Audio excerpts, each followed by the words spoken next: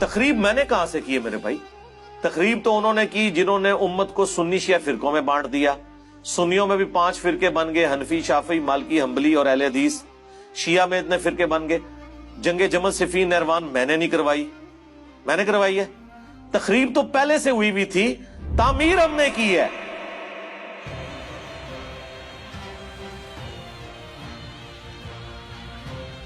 یہ قادیانیت اور رفض کا جو مکسچر ہے، یہ شخص، یہ جہنم کا جہنمی، اور سن رہا ہوگا اس بھیڑیے نے وہ چیز کھینچ کے اللہ کے مقدس ولیوں پر لگانے کی کوشش کی. اس رافضی لونڈے نے وہ چیز ان ولیوں کی طرف جو ہے وہ معاذ اللہ منسوب کرنے کی کوشش کی. تو علمی کتابی نہیں ہے، تو دنیا کا سب سے بڑا فسادی ہے، جس کا کام، جس کو مخ کو بٹھایا گیا ہے صحابہ کے خلاف بھونکنے کے لیے. تیرا کام یہی ہے، الو بنا رہا ہے لوگوں کو. میں سے لوگوں کو خریدتے ہیں جنہوں نے لبادہ اہل سنت کا پہنا ہوا ہوتا ہے، اور حقیقت میں وہ رافضیت کے گندے لطفے ہوتے ہیں، جس کی بہت ساری مثالیں ہمارے سامنے موجود ہیں. اسحاق جھال والا مردود اسی قسم کے انسانوں میں سے تھا. انجینئر مرزا مردود اسی قسم کے انسانوں میں سے ہے. رافضیت کے پیسوں پہ پلنے والا، ایران کے ٹکڑوں پہ پلنے والا یہ جانور صحابہ کے بارے میں اپنی زبان گندی دراز کرتا ہے، اور حقیقت میں اس کا من پلیت ہے، اس کے ماننے والے اس سے بڑے پلید ہیں. آج جہلم کا ایک زبردست قسم کا رسوائے زمانہ انسان، اور مرزا علی الجہلمی کئی سوال ایسے ہیں جن کا جواب باقی ہے. تو ابن تیمیہ کی کیا بات کرتا ہے، کہاں پہ راجہ بھوج، کہاں پہ گنگو تیلی. حضرات گرامی کا تیری اوقات کیا ہے، تیری حیثیت کیا ہے، تیرا مقام اور منصب، تیرا مرتبہ کیا ہے. اور ابن تیمیہ سے محبت کرنے والا تیرے وجود کے پر تھوکے گا، تیرے کردار پہ تھوکے گا، تیری سیرت پہ تھوکے گا، تیرے نسب العین پہ تھوکے گا، تیرے نظریے پہ تھوکے گا. حضرات گرامی قدر جھوٹا ہے، یہ کذاب ہے، یہ مکار ہے، یہ دجال ہے. لوگوں کو اپنے دام تصویر میں پھنسانا چاہتا ہے، لوگوں کو سیدنا امیر معاویہ کی ذات اقدس سے برگشتہ کرنا چاہتا ہے. حضرات گرامی قدر دیکھ لیجئے، میں آپ کو لا وجہ البصیرت یہ بات کہتا ہوں، مرزا کل بھی ذلیل تھا، مرزا آج بھی ذلیل ہے، اور انشاءاللہ مرتے دم تک یہ ذلیل و رسوا ہی رہے گا.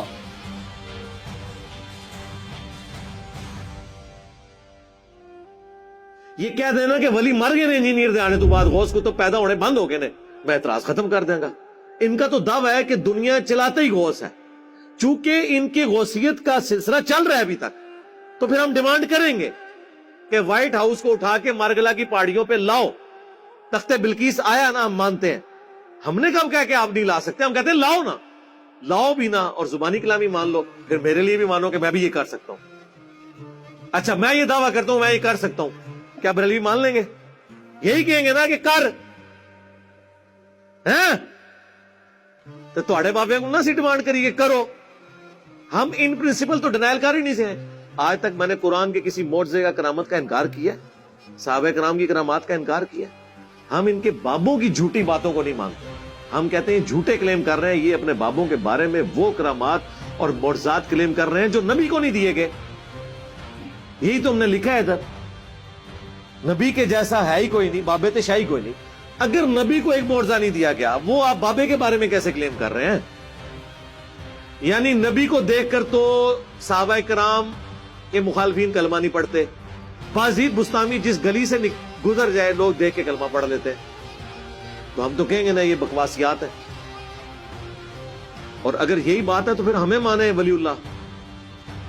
ہمیں دیکھ کے نہیں، ہماری ویڈیوز دیکھ کے لوگوں نے بریلویت چھوڑ دی ہے، ان کا مسلک چھوڑ دیا نا. ٹھیک ہے، ان کی نظر میں کلمہ پڑھ کے وہ ادھر آ گئے نا، ہمیں مان لیں اولیاء اللہ. اس بندے کے بارے میں جو صحابہ کرام کے فضائل کے اوپر جس کے سب سے زیادہ کلپ ہیں، جائیں لکھیں دنیا میں انکلوڈنگ طارق جمیل صاحب کے، کسی کا کلپ نکال لیں صحابہ کرام کے فضائل کے اوپر. خوبصورت انداز، ایک ایک چیز ریفرنس کے ساتھ بلیک اینڈ وائٹ میں. صرف میرے کلپس ہیں. خالد ابن ولید لکھیں، سیدنا ابوبکر لکھیں، سیدنا عمر لکھیں، سیدنا عثمان لکھیں، سیدنا علی لکھیں. اتنے ڈیٹیلز میرے کلپ ملے جس میں نے شانیں بیان کی. آپ لوگ تو مرضی کے صحابہ کی شانیں بیان کرتے ہیں، اور تو اور چھوڑ دو، حضرت معاویہ کے فضائل پہ بھی میرا ایک کلپ. پیچھے تو کوئی بات نہیں رہ جاتی، وہ بھی نہ کھولے تو آپ نے مجھے پکڑ لینا. تو مجھے آپ بتائیں گے کہ میں یہ نہیں کہتا ہوں صحابی. تو میں ریکویسٹ کروں گا خدا کے لیے میرا وہ کلپ قادیانیوں کو دعوت اصلاح وہ آپ خود سن کے دیکھیں. آپ کے بزرگوں کی دعوت سے تو قادیانی اپنے فاسد عقیدے میں پکے ہوئے ہیں اور ہماری دعوت سے لوگوں نے دعوت حق قبول کی ہے. لیکن چونکہ میں نے چندہ نہیں اکٹھا کرنا ہوتا ورنہ میں بھی یہاں سے ویڈیو بنا کے ختم نبوت کے نام کے اوپر ایک چندہ بک لانچ کر دیتا کہ یہ دیکھیں یہ لوگ چینج ہوئے ہیں. ہم وہ کام کرتے نہیں ہیں نا, اپنی جیب سے لگانا ہوتا ہے اللہ کے فضل سے. تو یہ جملہ انہوں نے آؤٹ آف کنٹیکسٹ اٹھایا. یہ میں نے تعلیق بالمحال کی تھی. یہ مولویوں کو ٹرم سمجھ آئے گی. تعلیق بالمحال یعنی آپ ایسی مثال بیان کرنا کہ جس کی پاسبلٹی نہ ہو. اور میں نے آگے جملہ بولا تھا کہ وہ کبھی بھی مجھے مسلمان نہیں مانیں گے, کیونکہ اگر مجھے وہ مسلمان مانیں گے تو الٹیمیٹلی انہیں غلام قادیانی کو دجال ماننا پڑے گا. کیونکہ جس شخص کو وہ پیغمبر کلیم کیے ہوئے ہیں میں اسے دجال سمجھتا ہوں, اور اگر اس کو میں دجال کہوں اس کے باوجود میں مسلمان ہوں تو اٹ مینز کہ وہ واقعی دجال ہے, کیونکہ پیغمبر کا انکار کرنے والا تو مسلمان نہیں رہ سکتا. یہ پورے کانٹیکسٹ میں بات تھی, اس میں سے ایک جملہ کاٹا اور کہہ دیا کہ جی علی نے یہ کہہ دیا.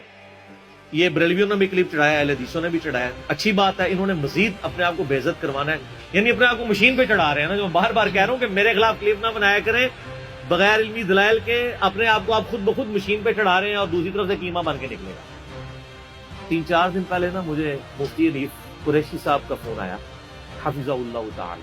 مجھے کہنے لگے جی انجینئر صاحب مجھے باہر سے لوگوں نے کلپ بھیجا آپ کا, تو میری عادت ہے کہ میں پہلے تحقیق کرتا ہوں اس کے بعد کوئی رائے قائم کرتا ہوں. آپ نے یہ جملہ بولا ہے. میں نے کہا جی ہاں میں نے بولا ہے, لیکن اس کے ساتھ یہ چیز. کہتا نہیں یہ تو پھر آپ نے ٹھیک بات کی, غلط بات تو نہیں کی, یہ تو علمی بات ہے. تو میں نے کہا سر مسئلہ یہ ہے کہ علمی بات تو پھر کم لوگوں کو سمجھ آتی ہے. تو میں نے کہا اب آپ ان علماء کو بھی پوچھیں جو لوگ آپ کو کلپ بھیج کے آپ کو یہ ابھار رہے ہیں کہ آپ میرے خلاف ویڈیو ریکارڈ کروائیں, تو خدا کے لیے پہلے ان کا میں نے اسی لیے آپ سے پوچھ لیا. تو شکر ہے انہوں نے پوچھ لیا, ورنہ اس کلپ کے ساتھ مفتی حنیف قریشی صاحب کی تصویر لگی ہونی تھی تھامبنیل پہ. بچ گئی ہے نا تصویر لگنے سے, آپ کسی اور کی لگے گی تو دیکھیں فائدہ ہی ہوا ہے نا. اسی لیے سورہ حجرات میں ہے نا کہ اگر کوئی فاسق خبر لے کے آئے تو تحقیق کر لیا کرو, کہیں تم جہالت میں کسی قوم کو نقصان نہ پہنچا بیٹھو. آج تو اس سے بھی اگلا ورژن ہے, اپنے آپ کو ہی نہ نقصان پہنچا بیٹھو کہ تمہارے خلاف کلپ آ جائے. تو یہ تو ہم نے ایک علمی بات کی ہے, اس کے اوپر کون سا آپ نے ہنگامہ کھڑا کرنا ہے, اور اس ہنگامہ کھڑا کرنے سے آپ کیا سمجھ رہے ہیں کہ میں کوئی پولیٹیکل لیڈر ہوں جو دب جاؤں گا؟ نہیں, ہم تو بھائی اس حسین کے ماننے والے ہیں کہ 3 براعظموں میں پھیلی ہوئی بنو امیہ کی بادشاہت کے مقابلے پہ وہ اپنے بیوی بچوں سمیت کھڑا ہو گیا رضی اللہ تعالیٰ عنہ علیہ السلام. حسینی اس وقت بھی دلیر تھے, آج بھی دلیر ہیں, اور بنو امیہ کے خدمت گزار ریال خور اس زمانے میں بھی بزدل تھے, آج بھی بزدل ہیں. ہمیں نہ تو ایران سے کوئی فنڈنگ ہو رہی ہے نہ سعودیہ سے کہ ہم ان کے ایجنڈے لانچ کریں. ہم جو کچھ بات کرتے ہیں وہ قرآن سے, بخاری سے, مسلم سے کرتے ہیں. اگر کوئی فتویٰ لگانا ہے تو پہلے پھر آپ ان کتابوں کے اوپر لگاؤ اور اپنا ایمان برباد کرو. باقی میں اس میں عرض کرتا ہوں کہ یہ بعض لوگ جو ہمیں مشورہ دے رہے ہیں نا کہ جی وہ جو حالات و واقعات بڑے ہیں جی آپ ملک چھوڑ جائیں, یہ کر دیں. میرے بھائی یہ آپ کسی اس زوم میں نہ رہیے گا, ملک چھوڑ کے کیا یہ لوگ سب کچھ چھوڑ کے جائیں گے. یہ ان کے باپ کا ملک ہے کہ چھوڑ کے چلے جائیں, ان کو پتہ ہی نہیں میری طبیعت کا. یہ اس چکر میں تھے کہ ہم یہ کریں گے تو یہ ٹھنڈا پڑ جائے گا. اللہ دے بندے ہو, یہ ٹھنڈے ہو پہننے جو عوام کے ٹکڑوں پہ پلتے ہیں, جو سینکڑوں لوگوں کو اپنی جیب سے روٹی کھلاتے ہیں, وہ ایسے نہیں ہوتے. یہ غریب نواز جو لوگ ہوتے ہیں ان کا ایٹیچیوڈ یہ نہیں ہوتا. آپ لوگوں کو پتہ ہی نہیں ہے کہ اللہ تعالیٰ نے آپ کو واسطہ کس بندے کے ساتھ ڈالا ہے, ابھی تک نہیں پتہ چلا آپ کو. اور دوسرا میں یہ بات آپ کو بتا دوں کہ the damage has been done. جو میں اپنی زندگی میں آپ کے فرقوں کے ساتھ کر سکتا تھا نا, وہ میں آج کی ڈیٹ میں کر چکا ہوں. یہ اسٹوڈیو ریکارڈنگ کے اعتبار سے میں ڈیٹ بول دیتا ہوں, 10 مئی 2020 تک جو ڈیمیج آپ کو پہنچنا تھا آپ کے صدیوں کے کھڑے ہوئے فرقوں کو, وہ پہنچ چکا ہے. اب اس ڈیمیج کی ریکوری کا میری زندگی یا میرے ملک میں رہنے یا نہ رہنے سے کوئی تعلق نہیں.